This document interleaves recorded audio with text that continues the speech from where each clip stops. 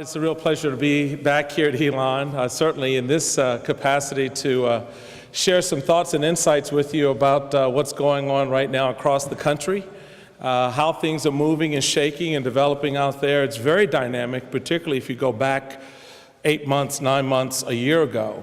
The landscape has changed tremendously. Certainly, the opportunity that the GOP has right now is a very unique one, which I'll get to in a moment. But first, I do want to thank Nick for the introduction and his leadership as well. He's an avid political aficionado out there running campaigns and the like, and has a good sense of what's going on as well. And it's good to see you involved here on campus. And certainly, President Leo Lambert, I want to give my best to him. It was good seeing him a few months ago, and so I'm sorry to miss him tonight.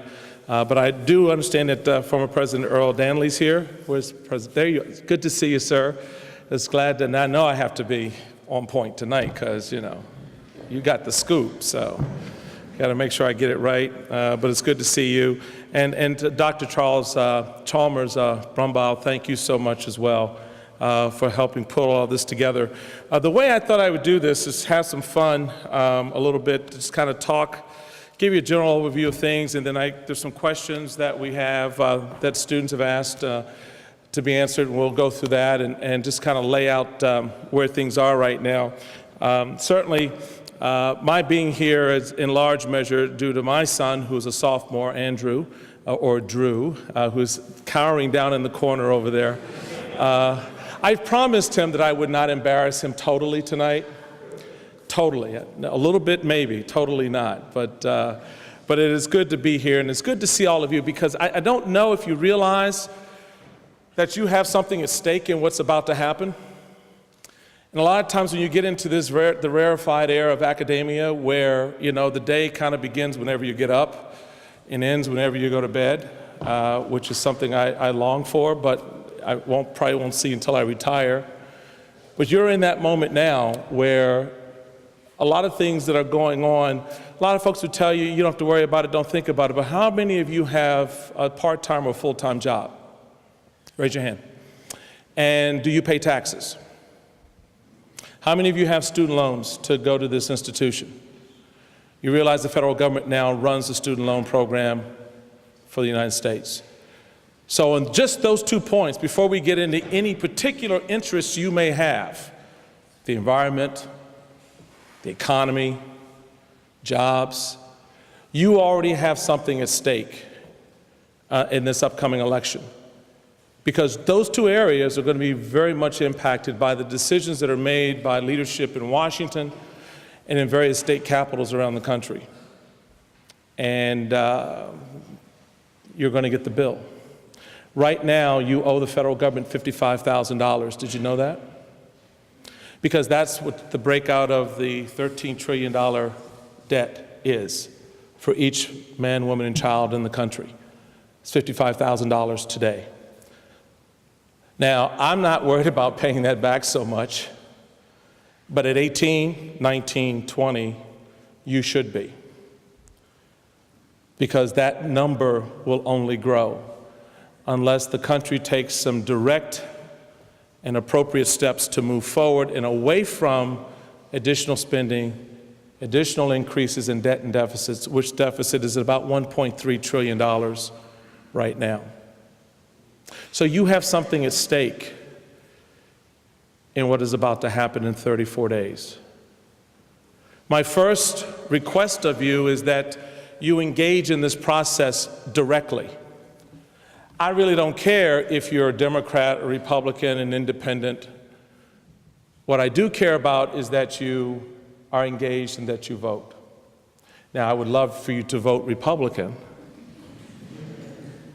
but we have to give you a reason to do that. I would love for you to be engaged in this process, but those candidates that are running also have to give you a reason, whether it's here locally or back at home where you're from. So these times right now are very dynamic for a lot of people. And certainly, you know, when you sit back and you think about where we've been over the past year, It's a far cry from the party that was at 22% approval for the American people just a year ago, to now be either leading or tied in most generic polls around the country, whose candidates, by the way, I couldn't find someone to say they were Republican in 2009, let alone run for office as a Republican. But the fortunes of politics are such that how you engage and the terms on which you engage allow you the opportunity to seize the moment. And certainly, there were a lot of moments that I think were left on the table that the party had an opportunity to seize, starting with, of course, the health care debate, which the country very, I think, vocally said, we don't want to do this now. Why? Because they were watching unemployment grow. And as we got closer and closer to the number that the administration said that we would cap out at 8%, the concerns and worries, not just on Wall Street, but more particularly on Main Street, where jobs in America are ultimately created, grew. And those concerns began to materialize in town hall meetings and in direct communications with elected officials. We all remember last summer, where people stood up and very vehemently said no, not to health care reform, but the direction health care reform was taking. And even within the White House itself, you saw individuals like Rahm Emanuel, who's leaving this week, apparently, say this is not necessarily what we need to do. Why? Because from a political standpoint, you're putting a lot at risk here. You're saying you're having your own team carry a lot of baggage, a lot of water they can't afford to carry, particularly if they call themselves blue dogs. And they're more from areas that are more traditional or more conservative, as opposed to like the Northeast or some parts of the West. Those candidates, and certainly those incumbents, were having a harder time carrying that baggage. From the Republican side, the question, and you saw this played out nationally, do we engage or do we sit back? And of course, the political counterpart to that grew out of the party of no, that the Democrats said, we were. Well, we weren't.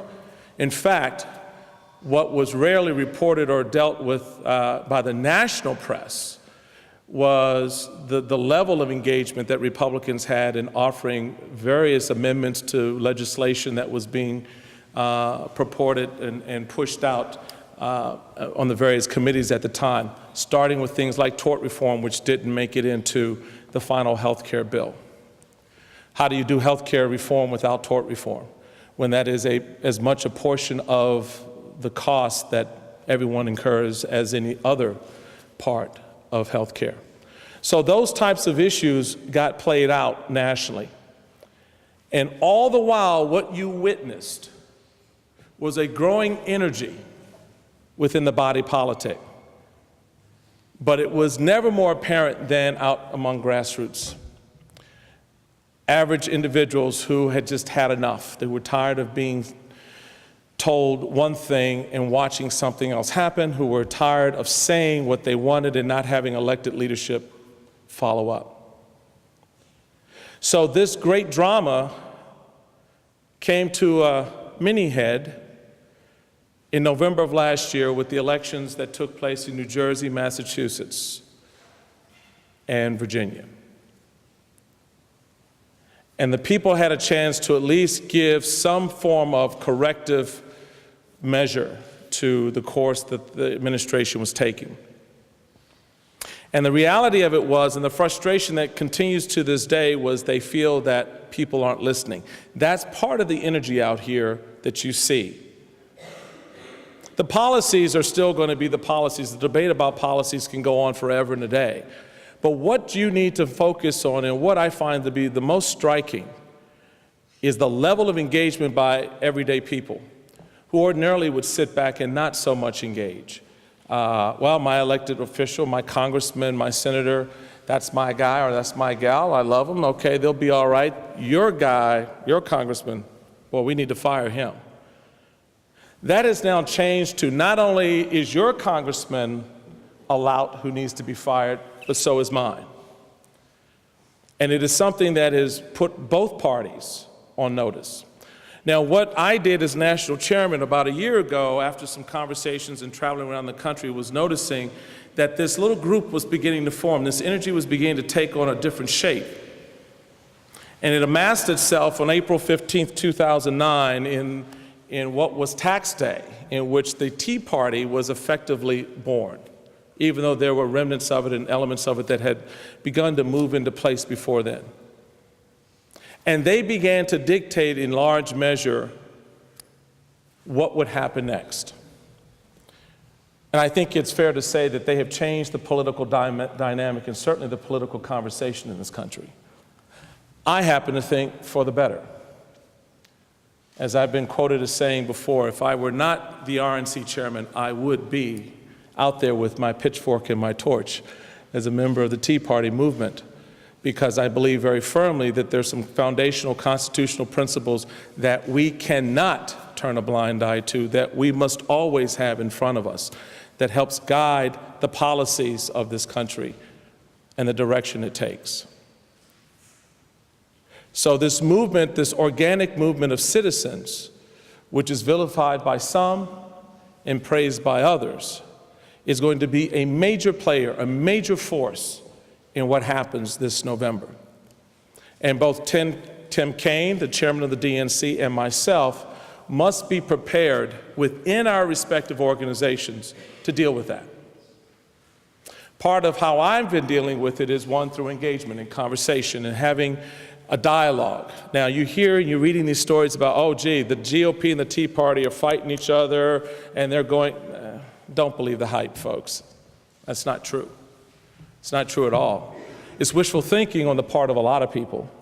But the reality of it is, because of the intertwining of interests with respect to certain issues, particularly those related to the economy and taxes and jobs, our candidates are finding a voice within the movement that is supported by those in the movement. Now, the other dynamic is, of course, as you witnessed in Delaware and Kentucky, Utah, Alaska, and elsewhere.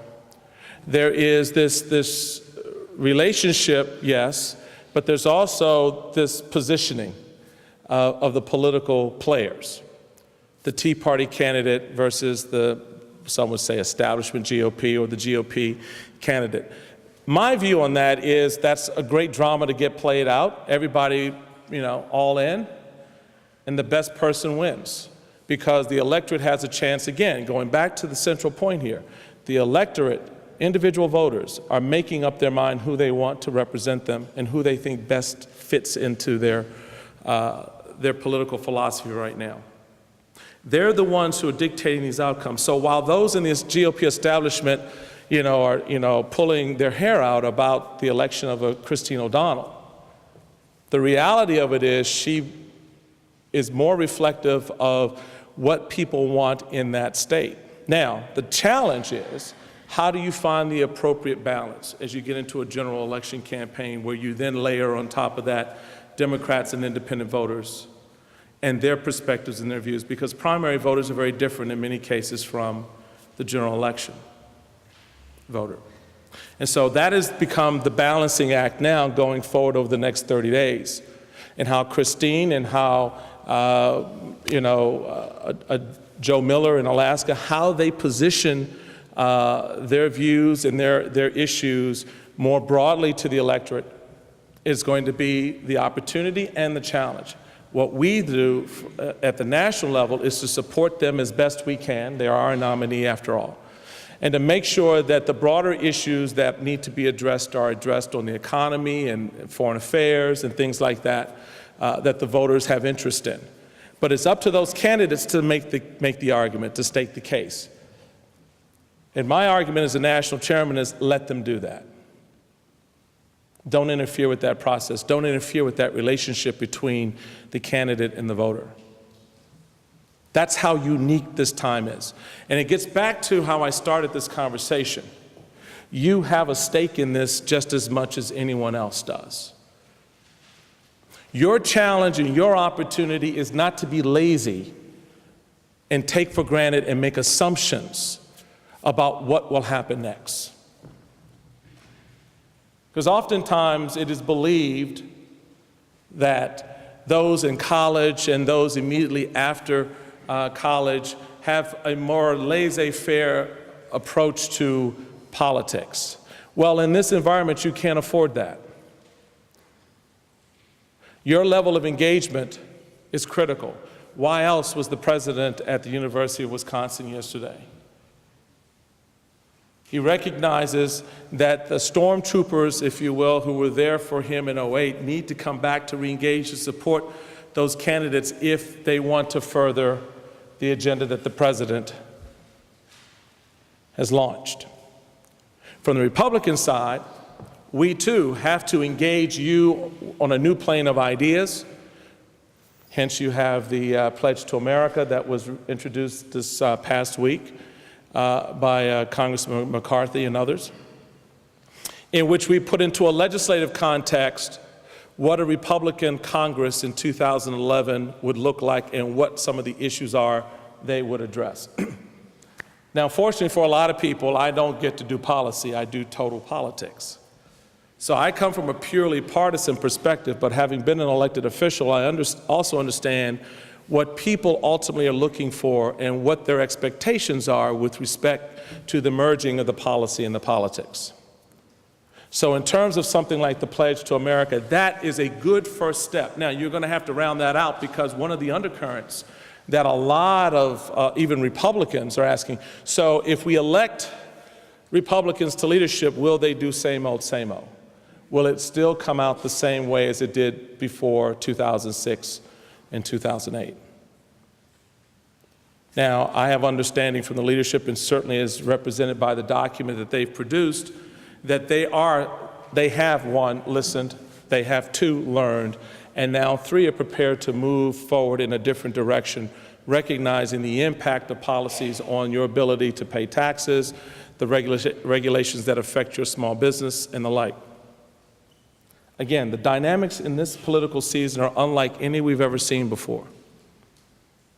In the role that you get to play as voters, not as young voters, but as voters who pay taxes, who are affected by the regulations that are imposed on health care or small business, you have to decide where this fits in for you. I had a student, I was sitting on a plane, I was actually coming to North Carolina about a year ago on another matter, and a young lady was sitting next to me, and she said to me that her boyfriend was a libertarian. Okay, it's cool.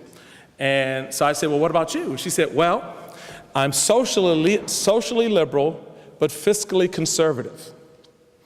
And I said, then you must be very confused.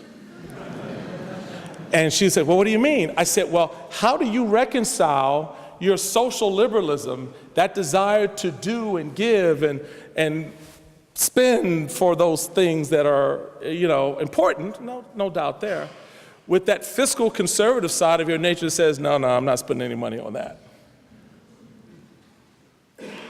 And we still correspond to this day by email from time to time, as she's working through for herself where she fits on this political spectrum.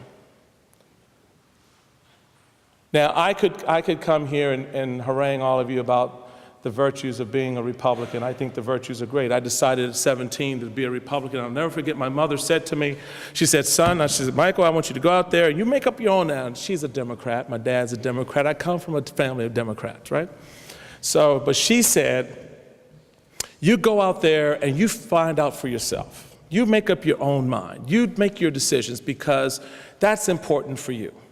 Cool. So I go out and I research both parties, and I learned that the Republican Party is the historic political home for African Americans, and up until the late 50s, in fact, Dwight Eisenhower was the last Republican president to get over 50% of the black vote, got 56% of the black vote, and then it was all downhill after that. And so I'm like, okay, this is cool. And you got all the fabled stories about the King family and Dr. King and Daddy King being a Republican and all. It's all this stuff, and it's all cool.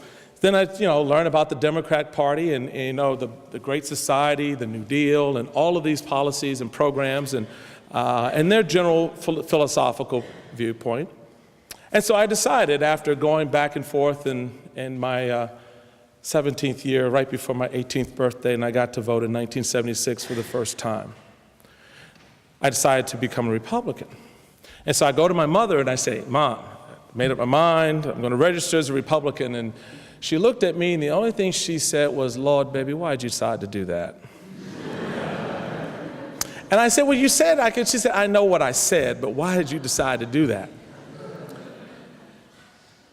And the point for me, and the lesson later on, particularly as I responded to her, well, you raised me well, was that there's certain values, there's certain principles, there's certain ideals that you ascribe to, that you will develop and find on your own. I can't tell you about them. I can tell you about them, but I can't make you believe them. I can't make you feel them. But in this hour, in this moment, you stand at a precipice in which you're going to have to make some very important decisions about directions in your life. And the kind of leadership it's going to take to achieve the means and the ends and the goals that you have. As I travel around the country right now on a big red bus that screams "Fire Pelosi." I mean, really, it's a big bus too. And the letters are real big. And I have a friend of mine who was chastising me for having such a horrible, sign. I told him, I said, yes, I know it's a little understated. I wanted to make it bigger, but the bus was only but so big. But as I travel around the country and I'm listening to students, I'm listening to new graduates, I'm listening to a lot of young men and women who have graduated without a job, and they're concerned, they're scared. What I say to them is, this is the time where you gotta get in the game quick. This is the time where you're going to have to make some hard decisions and choices. The old adage about every vote counts is very true. It does. It really does. And you don't always win, and trust me, I know. As a Roman Catholic black conservative from Washington, D.C., I know what it's like to lose. And then I thought it would be better I'd move to Maryland. Yeah, okay, that worked. I know what that is like, and I know that frustration, but what you need to appreciate, and I think this is something that Nick, who's politically active, and others of you who may be politically active realize already, that is, you can affect the system. There is a reason why the president is trying to re-engage with young voters after basically abandoning them for the last year, because they weren't a part of the discussion on health care. Weren't a part of the discussion on jobs. And the point is that you have to insert yourself into this process. You don't have to ask for permission to have your voice be in the mix. I can't tell you how incredibly important that is. I know for me, coming to a philosophical orientation was part of the journey, very much like the time I spent in the monastery, part of the journey. As you will find out, if you haven't already, many of you have matriculated to this fine institution with one major. I would bet that you'll probably graduate with another. That transition, that transformation is part of the maturation process. Now, because you've gone from a philosophy major to a political science major doesn't mean you stop learning, you don't stop being a student, you don't stop engaging in the academic life of this institution. You just find another way to do that. The same is true in politics. The same is true in the political realm, that you don't stop engaging as you are trying to find your voice, as you're trying to find where you fit in, where your interests lie. And I can only encourage you to every day seek that space out for yourselves. I mean, it's cool, I guess, to have the RNC chairman here talking about republicanism and all that.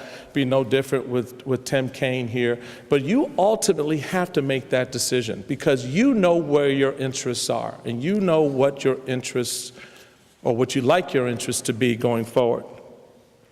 I remember a friend of mine asked me, how would I describe, because I get this question a lot. First off, the first one I get is, how can you be a Republican? And I haven't quite figured out if they asked that question based on my passion for politics or because I'm so tall. I haven't figured out exactly where that fits in. It may have to do with the bald head, that's a uniquely Republican feature, I was told, but I don't know what that says about all my Democrat friends that don't have hair, but anyway. But they asked me, the second question they asked is, what is the difference between the two? And the only way I could sum it up was this way. A Republican and a Democrat were walking down the road, and they come across an individual down on their luck. So the Republican goes over to the individual and says, hey, I see times are hard. I've got a little shop down at the other end of the block. Why don't you come down and sweep the floors or something. I give you a little change from time to time. Here's my business card, and here's $20. Get yourself something to eat, and I'll see you tomorrow. Just come on by. So the Democrat was looking at it and go, oh, okay, that's really cool. I like that works. So they go a little further, and they found someone who was else having a tough time, and so the Democrat said, I got this. Don't worry, I got this. So he goes up to the individual, lifts the man up, and he talks to him for a little bit, and he says, I see things are tough for you right now, and reached into his pocket and pulled out the card for the local welfare office and told him how to get there, reached into the Republican's pocket and took out $50 and gave it to the man.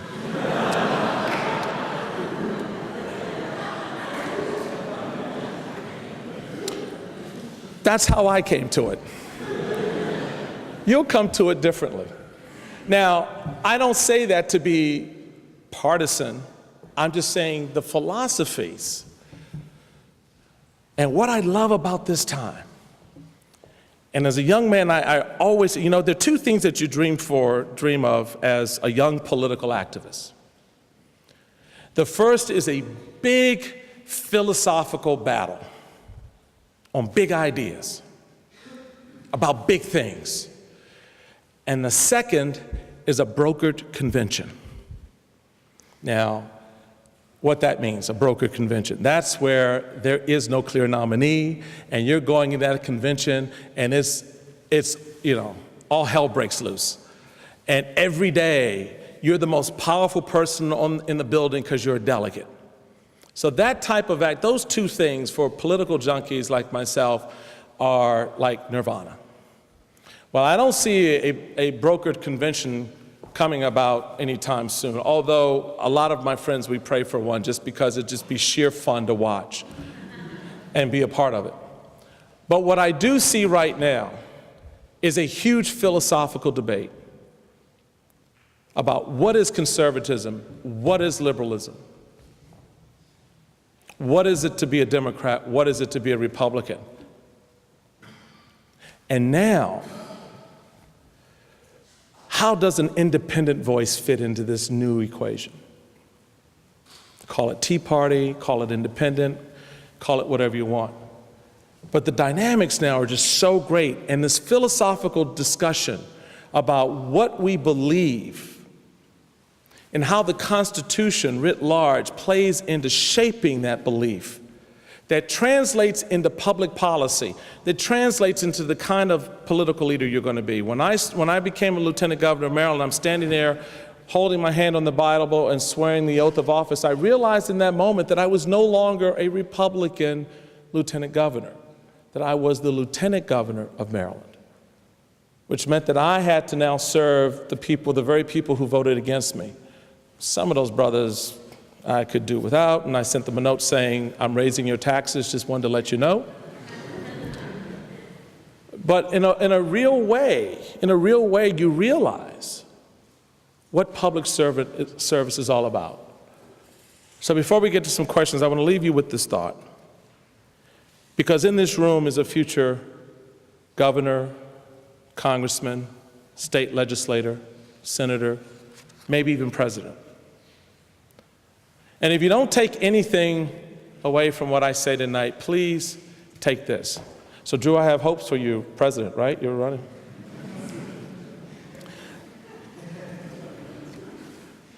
I'll run your campaign for you. The promise of this great nation is the promise of endless possibilities that all of us inherit, and that all of us, I hope, have the ability to pass on to future generations. For me, that rests in the kind of leadership that you bring to the game. Now, you can be a leader who walks into the room and everybody sees you as the leader and they're like, wow, there's the leader. But how you lead and what you do with that leadership matters so much. And it's this concept of servant leadership, to me, is preeminent. Anyone can lead. You know what the hardest part of leadership is? Who can tell me? What is the hardest part of leadership? This is the interactive part of our program. Anybody? Yes, sir. Following orders. Following, exactly right.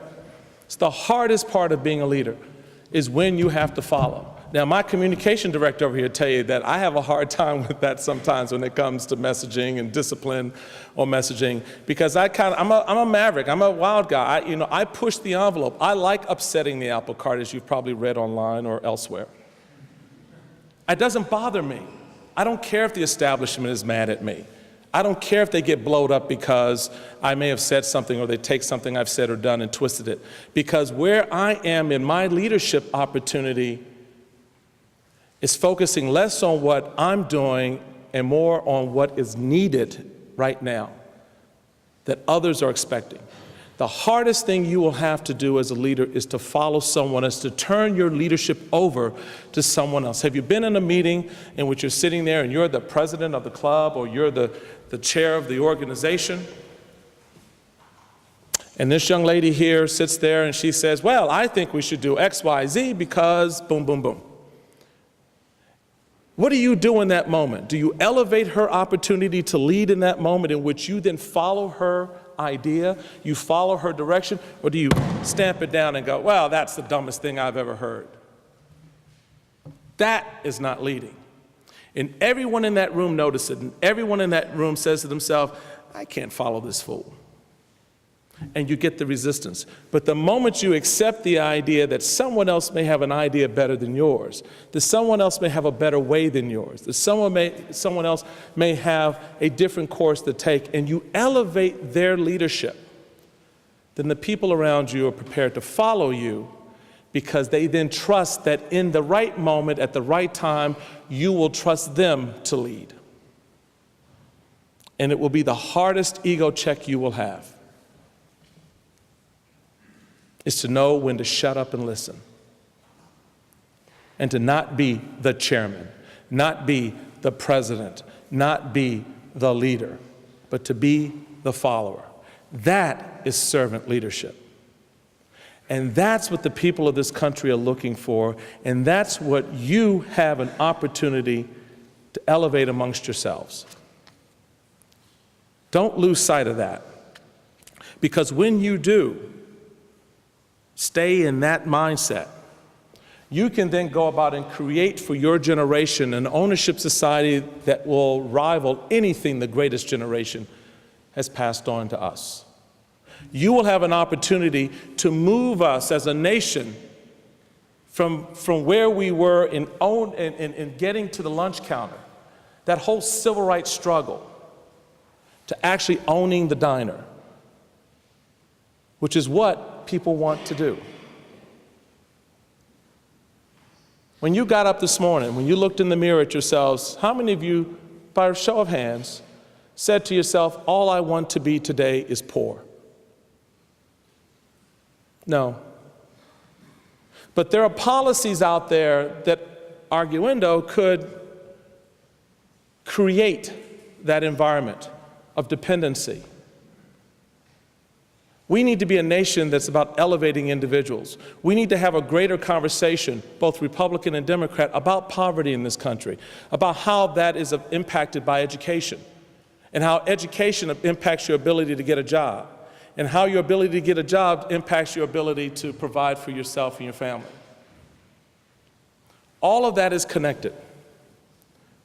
And that is your moment right now. So as you consider this November and future Novembers, recognize the role that you will play in setting a new course for this nation. And you can do it as a Republican, you can do it as a Democrat, you can do it as an independent. I just want you to do it. I just want you to do it. And in so doing, don't screw it up. Thank you.